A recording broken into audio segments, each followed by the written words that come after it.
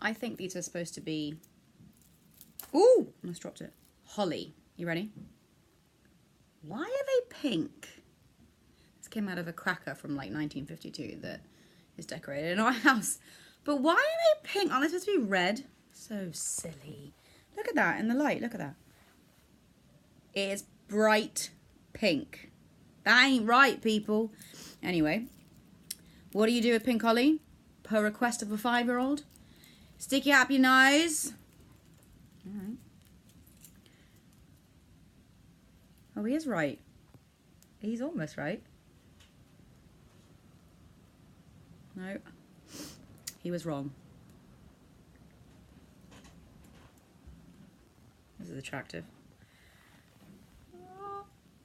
No. It doesn't fit up my nose.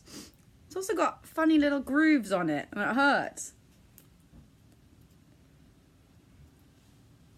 Nope.